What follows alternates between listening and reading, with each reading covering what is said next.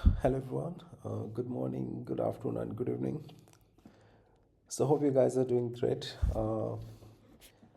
Coming to today's, I just didn't want to post a video, but I think like it is important for me to post a video so that people who are watching this channel they are aware about the upcoming trend in natural gas and crude oil. Yeah, I don't talk about the equity market nowadays because yeah, equity market looks like extremely screwed up and there is nothing left that I can talk about. Yeah.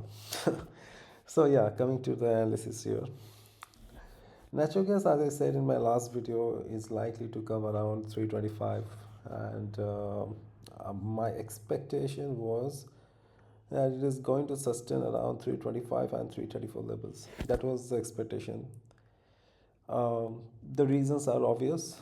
Like if you go through the different blogs and media outlets, so there the reason has been mentioned as there has been a drop in the production. So the production has dropped by approximately zero point 0.6 BCFT, and that's the reason that has been attributed towards the rise of the price. While I don't agree completely, that is true. Like there has been a drop in production, but the data is yet to come. Like that can be derived from the year report. The previous year report also didn't hint much about that. I don't remember that, like whether there was any production drop as such or not. But that is negligible. Okay, that shouldn't be the considering the demand and supply chain here. 0 0.6 BCFD, because there is right now there is no such demand for heating, right? So 0 0.6 BCFD drop shouldn't have mattered that much, okay? But for some reason it has been kind of it has been highlighted in a few of the reports. In FX Empire, I went through reports. So, but also, I think on trading economics, not FX Empire, sorry, on trading economics, it has been highlighted as the primary reason for the. So if I go through that, right? So it's like it's mentioned like U.S. futures jumped to 3.5, rebounding from. And okay, so here with daily output drop off due to this is I'm not sure, like it's, if you see the difference here, it is zero point 0.7 BCFD. Zero point 0.7 BCFD right now shouldn't be a concern. Okay. But still, it has been mentioned as a reason. So it is strange that the market is considering that as a reason. Oh my god, what a plunge! Wow. Wow. This is something like, see, if you look into this one, right, it is actually very terrible, like the way the trade happens. Yeah, it's actually terrible. All right, so coming to the levels here, and also why exactly I'm posting a video. Today the year report is going to come, and today's year report is going to be very critical. In the year report, see, everyone right now knows like there is a warm forecast, like above the normal temperature for like next week entirely. The forecast is kind of very changing right now because of the dynamics of weather. Last week it was different, right now it is different, and it is likely to change again. Like right now you say something, and that's not like you can be very particular about like whatever you say about the weather is going to stay the same. There are a few winter storms coming up, so that is also in the report. There is above normal temperature, that is also in the report. At the same time, there is a drop in temperature at some of the critical places like Denver. So that's also in the report. But the temperature drop is going for 3 days. So you need to be very, very calculative about what exactly is the situation, and then estimate like how much heating demand would be required, how much is the export volume, and how much is the inventory buildup. Yeah. So taking all factors into consideration, in my opinion, it looks like natural gas is going to be constrained at 325 level right now. There is a lack of momentum. Yesterday also, if you see here, there was a lot of struggle that happened before it. There's a lot of struggle.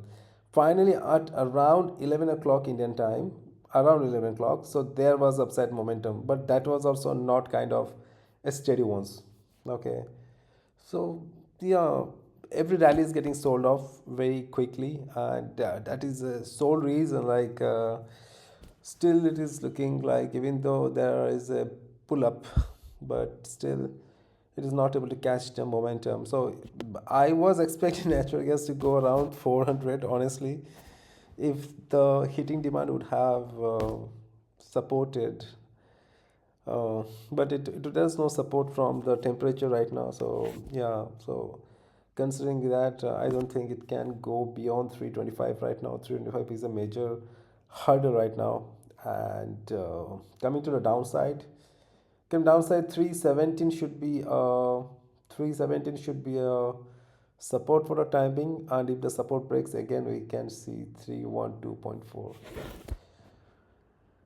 312.4 is very much possible today. Like you can see 312.4. The reasons are the year report is definitely going to come as a offset for the entire market. The report is not going to be that great, yeah.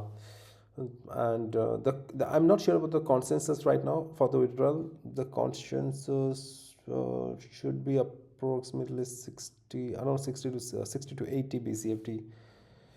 But I haven't gone through that yet. Yeah, so I think the consensus should be 60 to 80 BCFT of withdrawal. But as far as you could see, it is not going to come above 325, and definitely not going below 3 again. 312 is going to be a major support here, but yeah, it is not going above 320. It looks like today it attempted one to many times attempted, and it was like it was not able to go beyond that. Yeah, that's acting as a resistance right now. So at all these levels there, we can expect heavy selling, and all these levels we can expect at 312.4 level, we can expect heavy buying. So yeah, so that's for the analysis. And if you are the trade, again, crude oil I like to talk about. Crude oil is looking extremely like this is something I won't trade for for the time being, because of a few reasons. The reasons are Saudi has recently dropped the crude prices. That is number one reason. So that is likely going to have some impact on US crude prices. Definitely, it will have impact in long term. May not be in short term, but long term impact is definitely due. Again, there is another thing uh, Venezuela has completely halted production right now, and there is so whatever the Chinese supply that Venezuela used to perform, so that is kind of in a looming state. That is not decided who is gonna do like complete that requirement, whether that will be Russia or United States. So not sure about that, or any of the Saudi companies. Not sure about that part. So crude oil is looking extremely like something I wouldn't trade right now. I'm keeping an eye on crude oil for to check the levels, but honestly, crude oil looks like it is not looking like it has got any upside for the timing, but the downside is definitely a lot of downside is there. It can plunge to around if I'm like, taking into consideration for this entire month, we can see crude oil hitting even 4,900 level. Yeah, it won't be difficult for crude oil to reach that level 4,900. It is a very easy ones right now considering all the factors. There was a fear US attack on Venezuela might raise crude prices, but no, that's not happening unless until that is something really serious. We can't expect to see crude prices soar anywhere beyond like five. This one, like right now, the level was last week it was 5150. Right now, 5150 is going to be although the year report that was published, and so that says like that the inventories have declined a little, but I don't think that is going to have any massive impact on the crude prices for the time being. I think for somewhere around 4900 should be the bottom right now, and the upside should be 5150. I don't think there is any major upside to crude at this point in time, considering the overall situation. Yeah. Coming to a few other trades that I took today. Uh, I was holding JSW Steel. If you see here, right, JSW Steel. I was holding around how many, like 10,125 quantities of JSW Steel put options.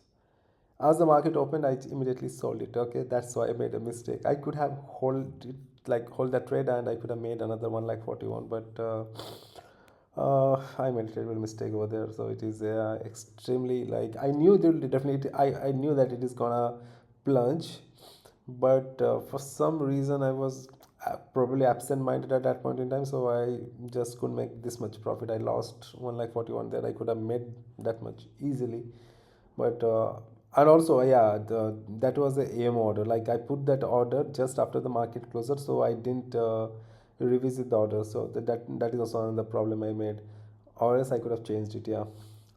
Another thing over here is, yeah, Tata Power has been extremely interesting today. Tata Power.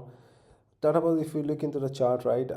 Because what I do, I usually go through the bits for each and every stock, and then that's how I can do the analysis for any stock. Okay. Tata Power has been declining since it has hit the upside of 393 around. It has not been able to sustain those levels, and it has been declining. But today, when I was checking the bids for Tata Power, right, I saw a lot of buying coming. At which level again?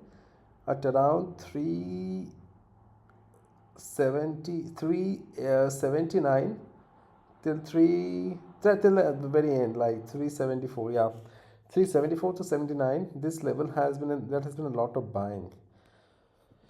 Although we see Nifty has dropped like by 1.1% and Tata Power by 1.70%, but I'm expecting Tata Power to like have a gap up only because of the extreme buying. It is likely to have a gap up, Tata Power, yeah. And steel industry, like metal, I'm extremely bearish right now. I don't think metal can survive the current situation. There was a bit of demand, but again, right now things are looking completely chaotic, and there is no certainty here in the metal market. And I don't think any of the metals can perform at this point in time. For let it be, I don't think metals will be able to perform till the budget is announced. Yeah, the once the budget is there, is declared, then probably we can see some movement in metal. But until then, I won't be interested to look into Nifty metals, any of the instruments into the metals. Coming to ICICI Bank, ICICI Bank has been very steady, so I doubt like what is exactly happening ICICI Bank. Uh, I don't know what's happening here, but ICICI Bank has been extremely steady. If you look into the 5 minute scanner, right, look at this. What is this? I didn't get this at all. So I entered actually ICICI Bank trade, but I had to exit it very very quickly. I was not able to continue it because I saw there is like a kind of no, there is no movement. Okay, there is no movement in ICICI Bank. Likely it is preparing for upside, more upside. No, from the options data, right? It looks like ICICI Bank is looking very steady. At the same time, we are seeing an increase in OI here at 1400, and it is right now running at 1435. So it will be interesting to watch ICICI Bank. How does it work out? Like, but it looks if there is a bit of selling, then it can come around 1390 level. So definitely, it is pretty much possible that we can see ICICI Bank come around 1390 level if there is a bit of selling. Yeah. Yeah, so that's all for today's video. Natural gas, yeah, as I said, watch out for the levels. The levels are doesn't look like it is able it can sustain. There's a downtrend happening right now. Bit of support, but still there's a downtrend, so I won't be interested to again continue for any upside momentum. 325 was the top, but 325 is appearing as a big resistance at this point in time. It tried to cross 325, but yeah, it failed. Yeah, so that's all for the analysis here, and the disclaimer at the end. So none of the analysis or none of the discussions that I do here on this video or in this channel are meant to take an actual trade. They're only meant for educational purpose. I'm suffering from cold, so that's the reason I'm not feeling very well and not able to talk properly. So thank you very much for watching this video. Hope you're having a great time.